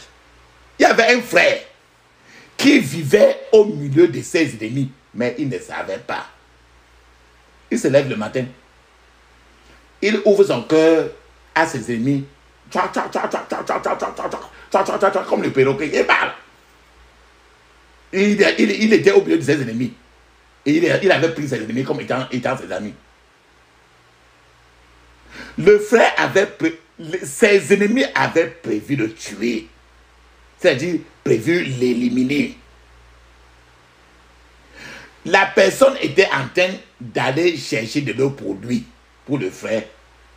Et alors, en route de ça, la personne s'est rendue chez un herboriste, un guérisseur, un voyant, dont les charmes ne rataient jamais leur cible. Dont le voyant là, le guérisseur là, les gens disaient dans le quartier que le gris-gris que le guérisseur là avait, quand il donne ça, ça ne rate jamais. Et quand l'ennemi du frère là est parti chez le voyant là, alors il fallait que le voyant, il fallait d'abord provoquer il fallait provoquer la colère du frère. Donc c'est quand le frère devait être en colère que le gris-gris, le doudou là devait marcher. Alors le puiseur d'eau, qui était l'un de ses amis ennemis du frère là, a dit que ce serait une tâche impossible parce que le frère même, le gars qui est parti voir le voyant, il a dit que le frère ne se met jamais en colère. Il a dit que le frère, il s'excuse toujours, même lorsque quelqu'un l'offense. Et maintenant, le voyant, le guérisseur, a dit qu'il ne pouvait pas aider le puiseur d'eau, car la colère était un outil très nécessaire pour faire fonctionner les charmes que le voyant là donne aux gens. C'est pour ça que maintenant, là, comme ça, là, le cas, il n'y avait pas moyen de faire quelque chose pour tuer le frère là. Pourtant, les gens sont en train de faire comme ça derrière. Je vais encore vous donner un témoignage. Un homme né de nouveau a donné un étrange, c'est un témoignage vraiment que ça a fait que les gens disent que mais ça c'est même quoi ça, non? Alors l'homme là a dit qu'il avait reçu un charme d'un guérisseur, d'un voyant, d'un charlatan, et qu'il devait le mettre sur une bague. Le charme, il devait mettre ça sur une bague. Il s'agissait de tuer quiconque devait offenser la personne là, le frère là. Pour essayer la bague, ce frère là était parti et s'est rendu au marché. Et il a commencé à chercher délibérément. Lui-même, il est parti au marché. Comme au marché, n'importe comment il marchait là, il cherchait à créer lui-même des problèmes. Mais quand il trouve les problèmes, même jusque-là, les gens ne font qu'éviter. Il a dit que tout le monde évitait de lui causer même des ennuis au marché.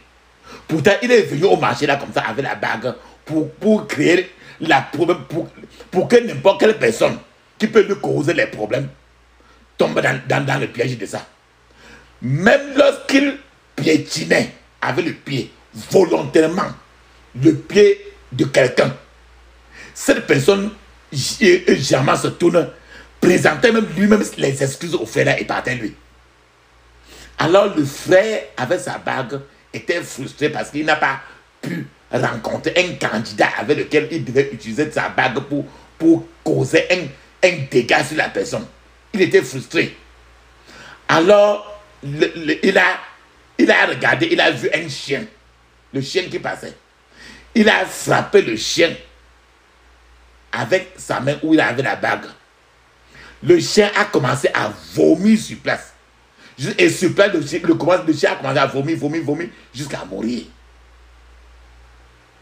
Papa, maman, cela serait arrivé si cela arrivait à un être humain. Mais ce n'est pas là une méchanceté du haut niveau. C'est comme ça la société que toi et moi nous vivons. Hein. Tu es au marché tous les jours, non? Tu marches aussi en route tous les jours, non? Je vais te donner encore un témoignage. Il y avait un autre frère qui a été considéré comme une menace pour la société occulte d'un village. C'est-à-dire que les marabouts du village avaient décidé, eux tous, de tuer le frère là. Donc, les marabouts ont décidé alors de tuer le frère. Ils sont partis dans leur centrale de maraboutisme, dans leur chambre noire. Ils ont convoqué dans le monde spirituel le frère. La personne, on a convoqué son nom là-bas. On a appelé le nom du frère là 3 fois. Et le visage du frère là a apparu. Sur le tambour. Sur le tambour de ce voyant-là. La personne qui devait frapper l'image de ce frère avec quelque chose en main là, était prêt pour que maintenant, quand on appelle le nom là, le nom du frère 3 fois, quand ta face apparaît là-bas, on frappe ça directement sur ta face, bam! Alors, quand on frappe comme ça, la personne meurt directement. Et après, maintenant, dans la société, tu peux même être dans la voiture comme ça, là, maintenant, tu tombes sur place, tu meurs. Alors, la personne, on a appelé le nom du frère, on a convoqué son nom 3 fois. Alors que l'homme était sur le point de frapper l'image du frère parce que ça avait apparu. Alors, la personne qui avait quelque chose sur la main pour frapper l'image du frère, son image a apparu. Au moment de frapper, son propre image, son propre visage a apparu au lieu du visage de frère. Mais il était déjà trop tard pour qu'il arrête parce qu'il avait à se lever les mains et la main a frappé comme ça là. Il s'est rendu compte que il frappait comme ça sur son propre visage. Il a frappé le tambour et son propre visage a été saccagé. Et sur place, la personne s'est effondrée et est tombée raide mort. Le charlatan là. L'un d'eux, de ce couvent de sorcellerie, a couru maintenant vers le frère en question et lui a demandé quel genre de Dieu ce frère-là était en train de servir. Cette personne-là, l'un d'eux a confessé au frère que leur intention était de tuer le frère, mais ils n'ont pas pu. Alors, quand le frère a expliqué clairement, la personne, même là, quand il est venu vers le frère, il a dit non, je préfère Jésus parce qu'il a plus de pouvoir. La personne a remis sa vie, a donné sa vie au Seigneur Jésus-Christ sur place. Frères et sœurs, je vais vous parler un peu de la promotion. Un enfant de Dieu en quête d'une promotion n'a pas besoin de rejoindre, d'entrer dans la sorcellerie, de rejoindre une société occulte, d'aller au contraire dans une chefferie pour prendre quelque chose. Un enfant de Dieu en quête de promotion n'a pas besoin de rejoindre une société occulte. Ni de commettre une fornication, ni l'adultère, ou bien de voler quelque chose pour obtenir une promotion. Vous n'avez pas besoin de critiquer quelqu'un parce que vous souhaitez être vous souhaitez être promis dans une entreprise. Ne mettez pas quelqu'un en bas pour être en haut. N'ouvrez pas la bouche pour descendre quelqu'un et pour qu'on soit en train de vouloir vous préférer par rapport à qui que ce soit. Vous n'avez pas besoin de falsifier un document pour déposer dans un bureau pour qu'on vous choisisse quoi que ce soit. Vous n'avez pas besoin de falsifier votre nom pour obtenir une promotion. La promotion vient rien que de Dieu. Notez également que personne ne peut vous tuer car Dieu n'en a pas encore fini avec vous. Personne ne peut vous tuer. Frère, c'est une partie de la raison de ce message que je partage avec vous est le fait que de nombreuses personnes ont été acculées par les forces de la méchanceté. Beaucoup souffrent des détournements des méchants, des gens méchants. Beaucoup ont été détournés vers un mauvais voyage de la vie. Et l'ennemi est maintenant en train de les punir. Nombreux sont ceux qui ont couché avec des mauvaises personnes sur le lit. Nombreux sont des gens qui ont embrassé, dit que coller ton corps comme ça à une autre personne, coller quand vous collez votre corps ou bien quoi que ce soit, il y a des transferts des démons. Nombreux sont ceux-là qui ont embrassé les mauvaises personnes. Nombreux sont ceux qui ont mangé de la nourriture maléfique, mauvaise et satanique. Nombreux sont ceux-là qui ont bu des boissons mauvaises, des boissons sataniques. Et ces choses sont devenues des dépôts sataniques, démoniaques dans leur vie maintenant. Frères et sœurs, il est temps de réagir de manière agressive contre ces choses. Parce que la Bible nous rappelle encore très bien dans Ésaïe 57, verset 21, il dit, il n'y a pas de paix pour les méchants. Frères et sœurs, vous devez vous mettre en colère contre la façon dont le diable a altéré, a détruit votre vie jusqu'à présent. Cependant, si vous n'avez pas encore abandonné volontairement votre vie au Seigneur Jésus-Christ, vous ne pouvez peut-être pas vraiment riposter contre le diable. Vous pourriez être membre d'une église. Je ne refuse pas. Mais je veux dire avoir une rencontre avec le Seigneur Jésus-Christ. Votre appartenance à une église et votre fréquentation ne signifie rien pour Dieu. Jusqu'à ce que vous soyez né de nouveau. Je vous conseille de faire une pause maintenant et de réfléchir sur votre vie et de voir où vous n'avez pas atteint, la gloire de Dieu. Papa, maman, confessez vos péchés au Seigneur. Nommez ces péchés-là un à un. Appelez le chien, chat. Demandez au Seigneur de vous pardonner. Repentez-vous et détournez-vous de ces péchés. Et décidez que vous n'y reviendrez plus jamais. Frères et sœurs, réclamez la puissance rédemptrice du sang de Jésus, qui a été versé sur la croix du calvaire pour vous et pour moi. Demandez au Seigneur Jésus d'entrer dans votre vie et de devenir votre Seigneur et Sauveur personnel. Pardon, je vous dis très bien d'introniser le Seigneur sur votre vie et dites au revoir au monde, dites au revoir au diable. Demandez-lui de vous soutenir. Demandez-lui de prendre le contrôle complet de votre vie. À ce point, je vous dis seulement, je vous félicite pour cette décision que vous venez de prendre. Je prie pour que ça soit permanent dans votre vie au nom de Jésus. Je prie pour que le Seigneur vous soutienne et vous garde jusqu'à la fin et qu'il écrive votre nom dans le livre de vie au nom de Jésus. Maintenant, nous sommes en train de nous rassembler maintenant pour la prière. Et cette prière que nous devons faire, c'est une prière où je souhaite que vous entrez dans toute votre agressivité, que vous pouvez rassembler. Et avec une grande détermination et une foi violente. Aussi longtemps qu'étranger sur la terre, je foulerai les sentiers douloureux. Fais qu'en tout temps, à tout bien je préfère ce que tu veux, Seigneur, ce que tu veux. Oui, qu'en tout temps, sous la croix la plus dure, au jour mauvais comme au jour radieux, je ne puisse dire, éloignant tout murmure, comme tu veux, Seigneur, comme tu veux. Je ne demande Oh mon Dieu, qu'une chose soit mon trésor, mon appui précieux pour tout le reste.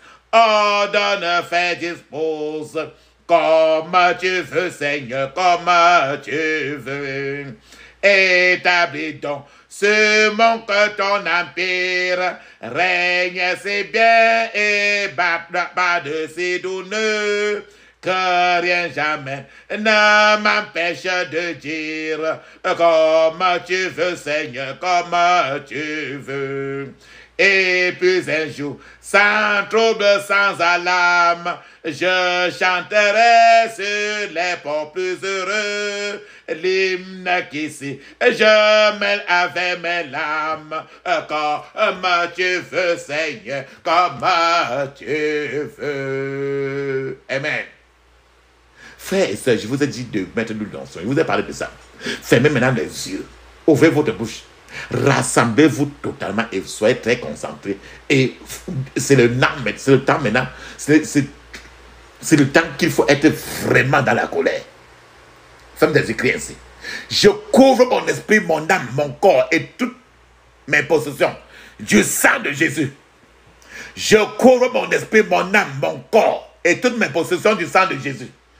Dans le puissant de Jésus, j'ai prié. Amen. Maintenant, nous avons dit très bien que même si une armée des méchants sont autour de toi, tu ne crains rien parce que le Seigneur te défend. Donc tu vas dire que tu vas paralyser. C'est le titre même de notre prière aujourd'hui. Paralyser le réveil de la méchanceté.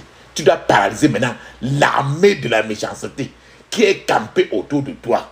Tu as vu ce frère-là, il est avec ses frères, il est avec ses ennemis, il ne le savait jamais. Tu as vu cette femme-ci, qui partait en voyage, et il avait toute une armée de la méchanceté autour de lui.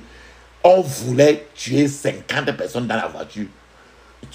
Pas parce qu'on veut tuer tous ces gens, mais c'est la seule-là qui était visée. Peut-être que c'est toi qu'on vise. Peut-être qu'on t'a envoyé des serpents ou des scorpions. Ou bien la tortue. Ferme tes yeux, crie ainsi. Je paralyse l'armée de la méchanceté campée contre moi au nom de Jésus.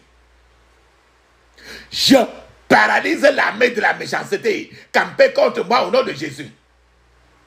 Je paralyse l'armée de la méchanceté campée contre moi au nom de Jésus. Dans le puissant nom de Jésus, j'ai prié. Amen. Maintenant, toute bonne chose que l'ennemi a retirée de ta vie, on t'a envoyé prendre le serpent, on t'a envoyé prendre l'escargot, on t'a envoyé quoi que ce soit, un chat pour entrer dans ton corps. Donc, toute bonne chose que l'ennemi a retirée de ta vie, tu dois demander que cela soit restitué, qu'on te remette ça maintenant dans ta vie. Immédiatement même. Ferme tes yeux, ainsi. Toute bonne chose que l'ennemi a retirée de ma vie, toute bonne chose que l'ennemi a retirée de ma vie, soit restituée immédiatement au nom de Jésus. Soit restituée immédiatement au nom de Jésus. Dans le puissant nom de Jésus, j'ai prié. Amen. Maintenant, l'esprit méchant qui t'entoure là où tu es là. Tu as trop d'amis, non? Les frères, non? Les sœurs, non? Hey, tu crois que c'est des amis? Ou bien que tu crois que c'est des frères, que c'est des sœurs? Tu crois que c'est des enfants? Tout esprit méchant qui t'entoure, il faut qu'il tombe à cause de leur propre méchanceté. À cause de leur propre méchanceté. Tu as vu très bien comment on a invoqué le nom de quelqu'un. Sa face devait apparaître pour qu'on le tue. Mais la personne qui devait le tuer a fini par se tuer lui-même. C'est la même chose que tu as dit maintenant, que pour que ceux-là qui veulent te tuer se tuent eux-mêmes. Ferme tes écrits ainsi. Que tout esprit méchant qui m'entoure tombe par sa propre méchanceté au nom de Jésus. Que tout esprit méchant qui m'entoure propre méchanceté au nom de Jésus. Que tout esprit méchant qui m'entoure tombe par sa propre méchanceté au nom de Jésus. Dans le puissant nom de Jésus, j'ai prié. Amen. Maintenant là, tu es né où? Tu te rappelles ton lieu de village, ton lieu de naissance. Tu es né dans quel quartier? Dans ton village. Le nom de quartier, c'est quoi?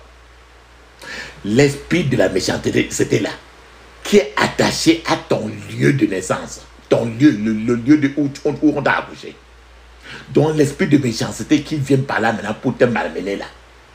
Dis, mais il faut que cet esprit-là maintenant soit déshonoré. Déshonoré, ça veut dire que ça meurt. Ferme tes yeux, crie ainsi. Que l'esprit de méchanceté attaché à mon lieu de naissance soit déshonoré au nom de Jésus. Que l'esprit de méchanceté attaché à mon lieu de naissance soit déshonoré au nom de Jésus. Que l'esprit de méchanceté attaché à mon lieu de naissance soit déshonoré au nom de Jésus. Dans le puissant nom de Jésus, j'ai prié. Amen. Maintenant là, la Bible nous dit très bien dans Ecclésiaste chapitre 10, verset 7. J'ai vu des esclaves sur des chevaux et des princes marchant sur la terre comme des esclaves. Ce verset est en train de dire que les gens qui devaient être des grandes personnes dans le pays ici, le pays où tu es, sont les derniers. Alors que les gens qui devaient être les derniers sont en haut à cause du mal. C'est-à-dire que là où tu es prince, tu es devenu au contraire quelqu'un, un esclave. Tu n'es qu'un coupeur de bois alors que tu devais être un premier ministre. Ferme tes yeux, crie ainsi. Tout pouvoir qui a transformé mon prince en esclave et coupeur de bois. Tout pouvoir qui a transformé mon prince en esclave et coupeur de bois soit paralysé au nom de Jésus.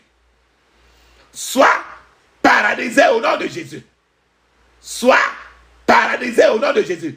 Dans le puissant nom de Jésus, j'ai prié. Amen. Papa, maman, mets une pause maintenant. Tu vas parler en langue 7 minutes avec les yeux fermés. En parlant en langue ainsi, de parler en langue écrit dans Marc 16, 17. Actes des Apôtres, chapitre 1, chapitre 2, de 1 à 5. Et dans d'autres places du Nouveau Testament, dans la Bible, c'est écrit encore.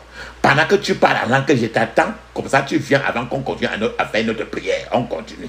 Parce qu'il faut que la méchanceté qu'on est en train de faire sur toi maintenant, il faut que ça finisse. Parce que c'est trop, c'est trop. Parle maintenant en langue, je t'attends.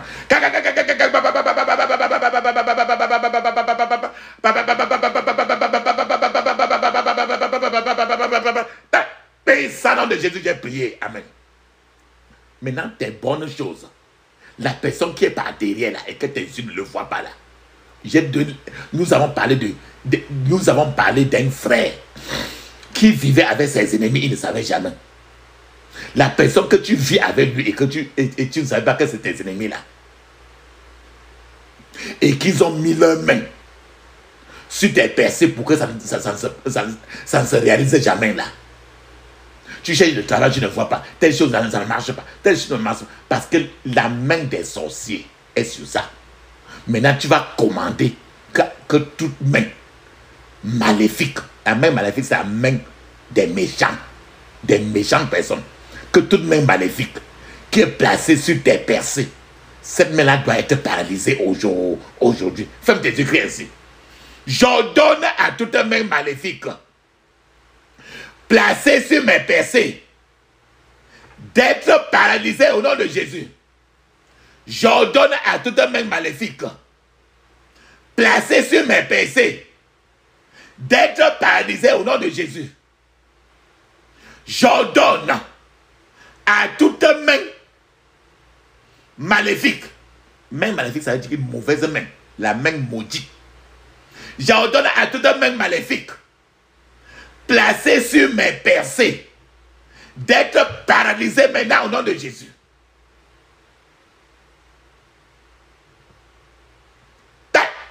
ça, nom de Jésus, j'ai prié. Amen. Les gens qui sont réveillés maintenant avec la méchanceté, ils sont en train de vouloir détruire ta vie là. Les gens qui sont réveillés avec la méchanceté. Amen. Papa, maman, tu es en train de vouloir avancer dans la prière beaucoup. Mais les méchants maintenant ont commencé un feu de réveil de la méchanceté sur toi. Parce qu'ils veulent éteindre ton réveil spirituel. Tu es en train de vouloir monter dans la prière. Mais les gens méchants sont en train de vouloir se transformer en serpent, en marabout, en lézard, en n'importe quoi pour entrer et t'appuyer. Donc tu dois prier maintenant pour éteindre le feu de tout réveil de la méchanceté qu'on a monté contre ton réveil spirituel. Ferme tes yeux, crie ainsi. J'éteins le feu de tout réveil de la méchanceté monté contre mon réveil spirituel au nom de Jésus. J'éteins le feu de tout réveil de la méchanceté monté contre mon réveil spirituel au nom de Jésus. J'éteins le feu de tout réveil de la méchanceté monté contre mon réveil spirituel au nom de Jésus. Dans le puissant nom de Jésus, j'ai prié. Amen. Frère et soeur, papa, maman, maintenant, tu vas appeler maintenant le feu de Dieu pour envelopper ta vie, pour que ta vie chauffe, que ça chauffe. Ferme tes yeux, crie ainsi. Que le feu de Dieu enveloppe ma vie au nom de Jésus. Que le feu de Dieu enveloppe ma vie au nom de Jésus. Que le feu de Dieu enveloppe ma vie au nom de Jésus. Vas-y, répète encore. Que le feu de Dieu enveloppe ma vie au nom de Jésus. Que le feu de Dieu enveloppe ma vie au nom de Jésus. Dans le puissant nom de Jésus, j'ai prié. Amen. Papa, maman, on est au moment où tu dois fermer les yeux seulement. Ouvrir la bouche. Ne dis aucun mot. Même merci ne dis pas. Même amen ne dis pas. Ne dis aucun mot. Parce qu'il est temps qu'on appelle le Dieu d'Élie. Et quand tu appelles le Dieu d'Élie, ce Dieu d'Élie là, il te répond toi et moi par le feu. Parce qu'il est un feu dévorant. Je vais appeler pour toi et moi. Ferme tes yeux. Ouvre ta bouche. J'appelle pour toi et moi. Feu, feu, feu, feu, feu. Feu, feu, feu, feu, feu. Feu, feu, feu, feu, feu. Feu, feu, feu, feu, feu, feu. Mais sans nom de Jésus, nous avons prié. Amen, amen, amen. Mes remerciements, papa, maman, bien-aimés. Je vous ai dit tout à l'heure, au commencement, je vous ai dit que vous devez frotter tous vos deux mains avec le lotion, non? Frotter, Je vous ai dit de frotter jusqu'à ce que les deux mains chauffent. Maintenant, là, continue maintenant. Pendant que tu vas dire la prière que je vais lever maintenant, là, pendant que tu as envie de répéter ça, tu frottes tes mains. Frotte fort à partir du coude. Tu frottes. N'aie pas pitié. Parce que il ne faut plus que tu fasses. Il ne faut plus que tu mettes ta main sur quelque chose et que tu échoues. Si tu veux que ta main maintenant soit bénie, frotte maintenant en disant ceci. Mes mains ne connaîtront pas l'échec au nom de Jésus. Mes mains ne connaîtront pas l'échec au nom de Jésus. Répète fortement. Frotte. Mes mains ne connaîtront pas l'échec au nom de Jésus. Mes mains ne connaîtront pas l'échec au nom de Jésus. Frotte, frotte. N'aie pas peur. Frotte. Mes mains ne connaîtront pas l'échec au nom de Jésus. Mes mains ne connaîtront pas l'échec. Puissant nom de Jésus, nous avons prié. Amen. Papa, maman, nous sommes comme ça arrivés à la fin de notre prière. Et le puissant, ferme tes yeux maintenant. On va clôturer. Ferme tes yeux. Ouvre ta bouche. Crie ainsi. J'interdis toute contre-attaque, regroupement, renforcement contre moi et ma famille au nom de Jésus. J'interdis tout regroupement, renforcement contre moi et ma famille au nom de Jésus. Paix ça au nom de Jésus, nous avons prié. Amen. Et il est temps maintenant de sceller nos prières. Ferme tes yeux, ouvre ta bouche, crie ainsi. Je scelle toutes mes prières dans le sang de Jésus. Je scelle toutes mes prières dans le sang de Jésus. Répète. Puissant nom de Jésus, nous avons prié. Amen. Dis Amen cette fois. Amen, Amen, Amen, Amen, Amen, Amen, Amen. Ça, c'est très bien ça. Mes remerciements, papa, maman, bien aimé. Maintenant, il est temps de parler en langue 7 minutes. Mais je vous conseille toujours de parler en langue au moins 30 à 40 à 1 heure de temps. Et aussi, cette prière n'est pas une prière que vous avez fait une seule fois. Et vous pouvez, en pendant que vous priez, vous baillez. Peut-être que vous crachez beaucoup. Peut-être que vous pétez beaucoup. Ou bien vous toussez beaucoup. D'autres fois, vous... Quoi que ce soit, permettez que cela soit comme ça parce que n'avalez jamais des crachats. Si vous vomissez beaucoup, vous pissez, vous chiez, c'est parce que c'est les démons qui sont en train de partir. Maintenant, parlons en langue.